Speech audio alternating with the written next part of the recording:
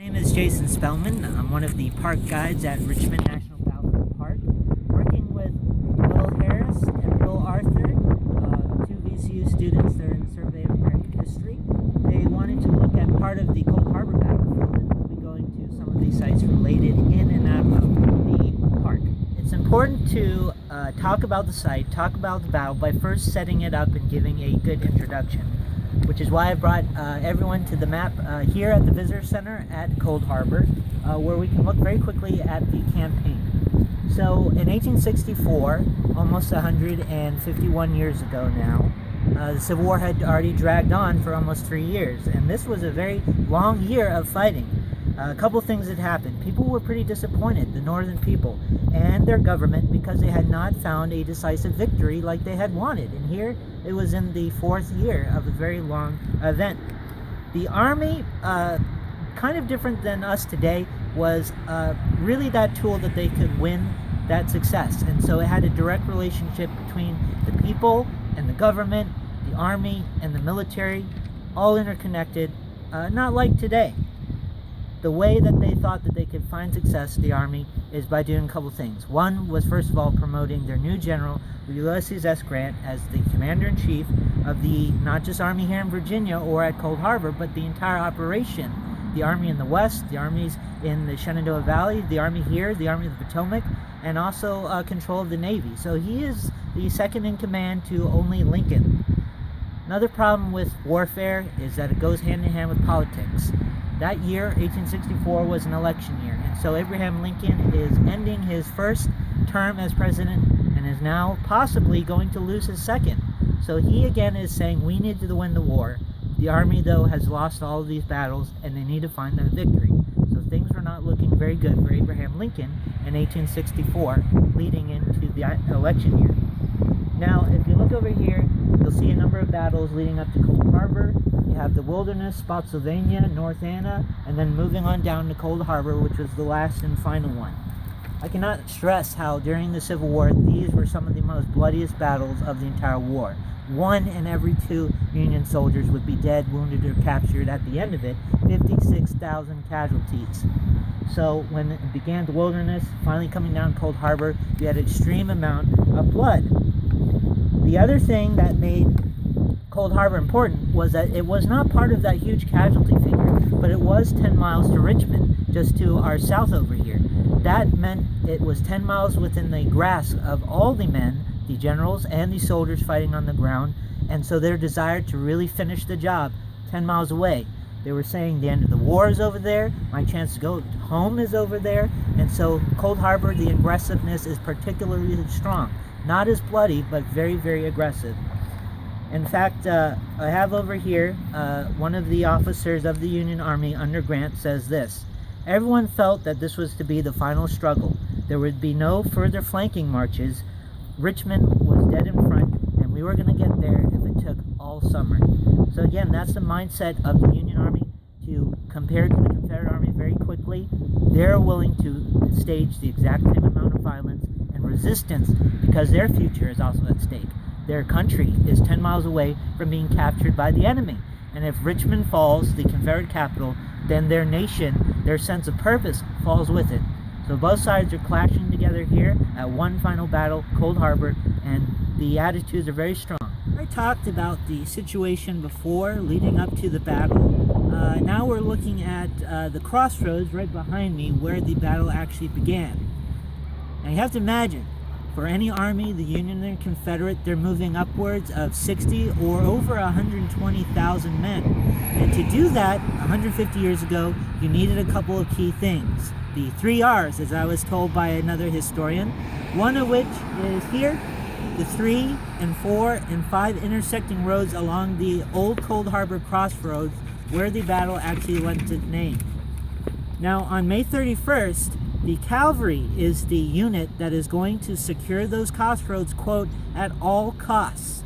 They're told that by General Grant, who relays that to some of the cavalry generals, one of which was General Armstrong Custer, George Armstrong Custer. He came down this road with 2 brigades of cavalry. They are repulsed initially by Confederate infantry that had actually been put across the road. He regroups, reforms, comes back, hits that Confederate infantry a second time, and drives them away from the crossroad, where by the end of that day, May 31st, he had safely secured them, and they were now ready to bring up even more infantry by the hundreds of thousands onward to Cold Harbor.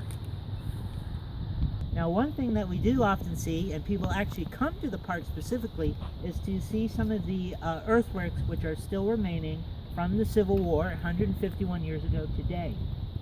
These, of course, were all made in the day where they didn't have tractors or backhoes or jackhammers, so all of these trenches were dug by the soldiers themselves or the engineers by hand out of earth and material.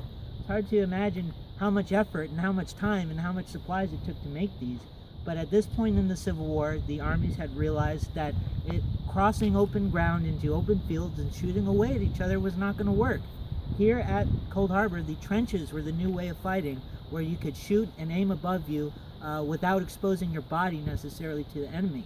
So we here have at Cold Harbor an elaborate maze of trenches, and if you look up here, you get to see kind of a recreation drawing of what that looked like. You have the Confederate line, which is where we're just standing right now. Almost about 50 yards, 75 yards across were the Confederate lines, which we'll visit a little bit later. Here you have some of the infantrymen loading some of their rifles. You had also field obstructions, which became very popular in the trench warfare period. These huge felled trees with sharpened edges that would prevent a man from charging across them. It's actually often said that in military warfare, you needed to outnumber the enemy 3-1 to actually overwhelm them. We find later in the Civil War this was a critical part of how they captured Richmond and Petersburg, was having overwhelming resources and overwhelming numbers during the trench warfare period. Very important right here to look at that. Here is the Confederates' defenses defending Richmond from Grant and his men. This is one of the last lines of defenses protecting Richmond from the Union advancement. There are 7 consecutive miles of trenches between here and Richmond to protect the capital of the Confederacy.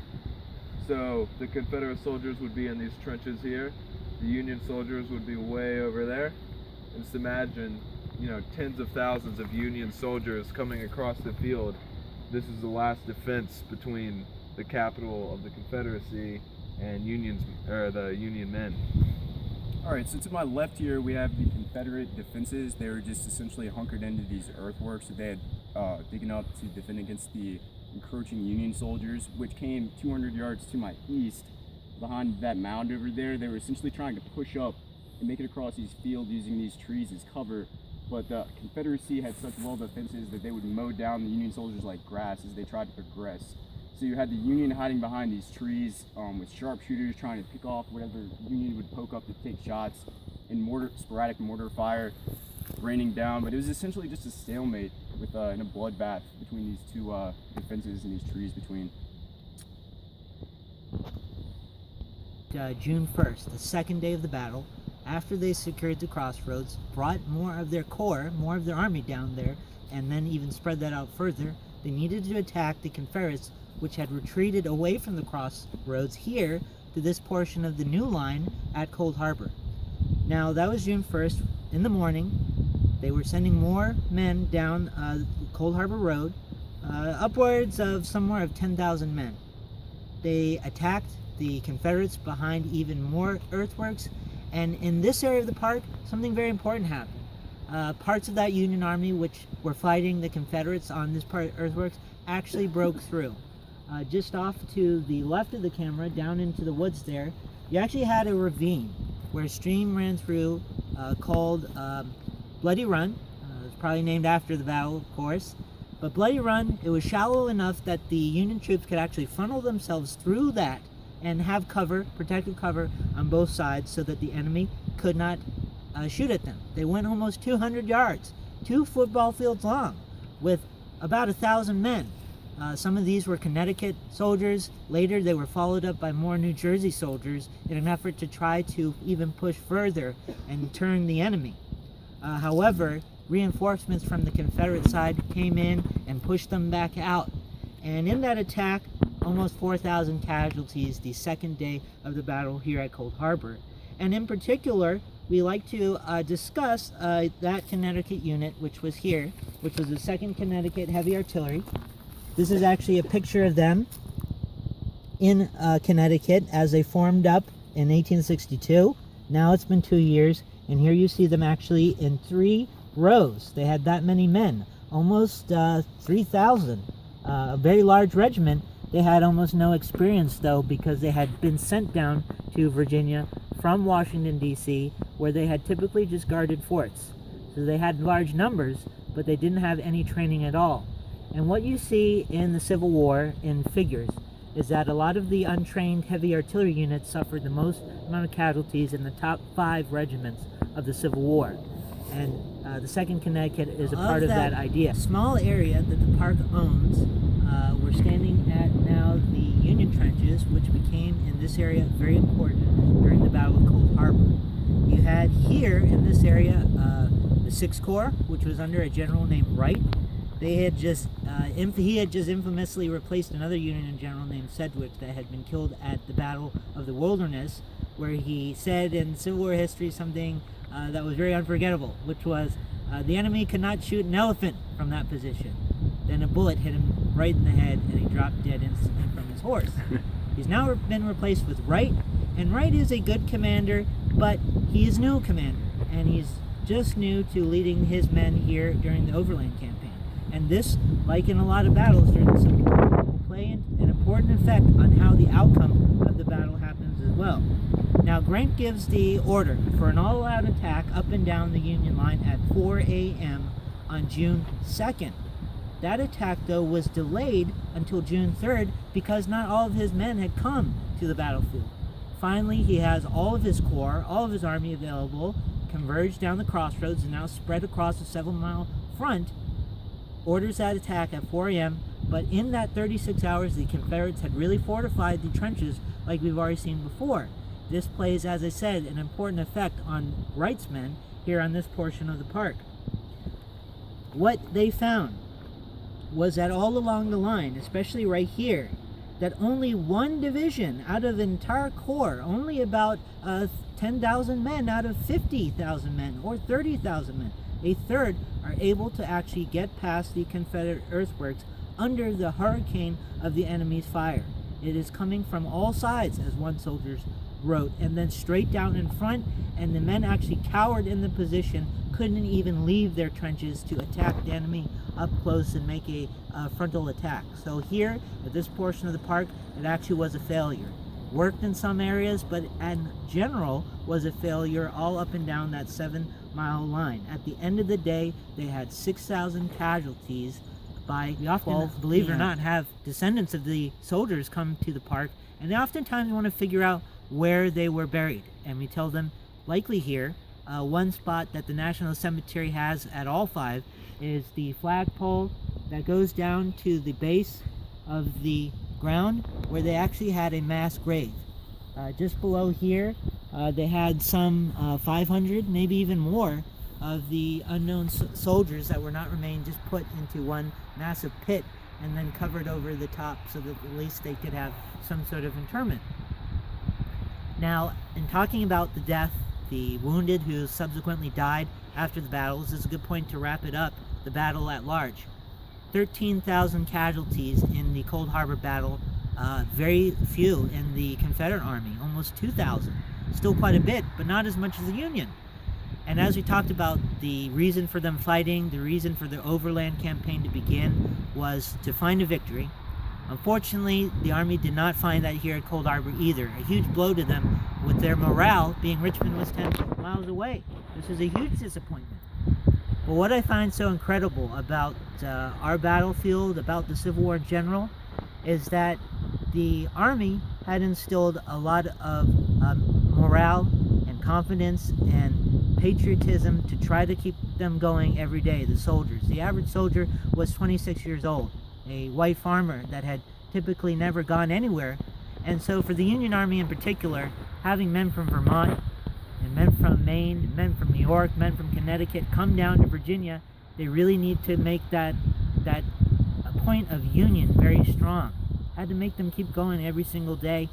And so what I often say is that the Army inspired the soldiers to keep going, even though they did not find that. And Grant was one of the people who did that.